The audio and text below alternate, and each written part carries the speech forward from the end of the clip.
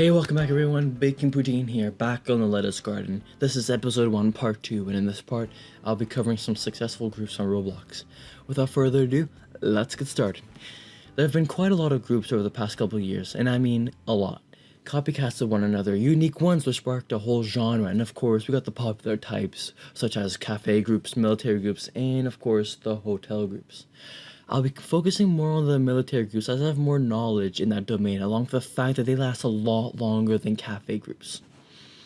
So starting off this list, we have Fear, otherwise known as the First Encounter Assault Recon. Fear is the oldest military group on Roblox, with a nice 400,000 members. They've certainly come far as a Roblox group. During 2010 to 2014, they were the largest group on Roblox. For a while, Fear was criticized for using free models and having poor game quality, but since then, Fear now has a development division called ATC, or Arkham Technology Corporation. They are responsible for all the development that goes on in Fear. Currently, Fear's main game, Dawn of Aurora, really good game. I played it, has Fallout vibes, pretty sure it's inspired by that, go check it out. Has no game passes. However, they do have developer products. But since they are using developer products, there is no way of knowing how much revenue they've made from it without them publicly releasing that information.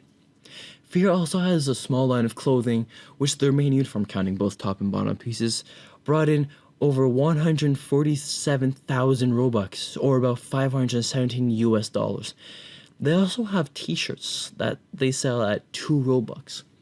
Their top t-shirt brought in about 14,900 Robux, or 52 US dollars. There are obviously other uniforms and t-shirts, but they didn't bring near enough revenue compared to these two items mentioned previously. All in all, Fear's a successful group in my books and will continue to be for a long time. Next up, we have TNI, or the Nighthawk Imperium. Originally founded by iTrading, now owned by Kryptonics, this group went far. At a nice 370,000 members, they are nowhere near failure. There wasn't much information I could find about them, but from what I know, they are definitely successful.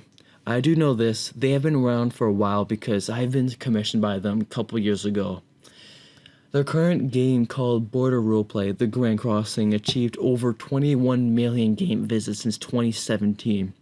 Their game generated over 62 million Robux, about 312,000 US dollars, and is about to achieve 63 million Robux soon enough. Little known fact, Sir Captain Lettuce is one of the lead scripters on this game. Lastly, we have the largest Star Wars group on Roblox, Grand Army of the Republic. This group has 402,000 members and is the largest military group on this list. It is owned by DevKirka. Unfortunately, I couldn't find a wiki page regarding this group, so I don't have much information about them. Anyways, the group's main place called Star Wars Coruscant.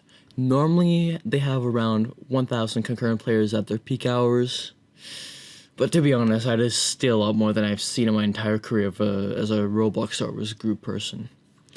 Their Game Pass racked in a little over 41 million Robux, or about 207,000 US dollars, which freaking impressive for them.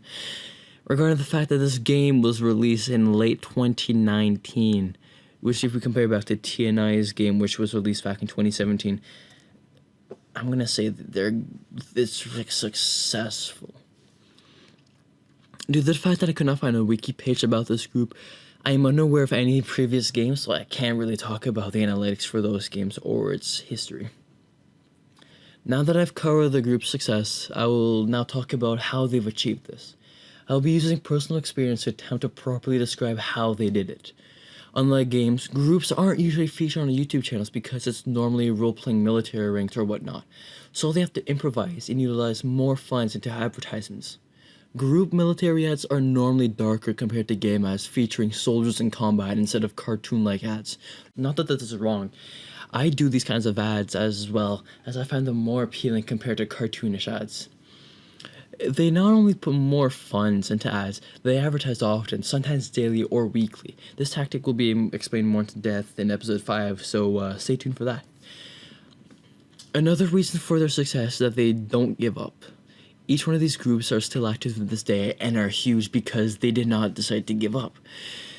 And they decided to persevere through inactive times to ensure that the group stays alive. that is something I had to learn the hard way. Well, that's it for episode 1, ladies and gentlemen. Next week on episode 2, I'll be covering the budget and management of a game. So stay tuned for that. And have a good day.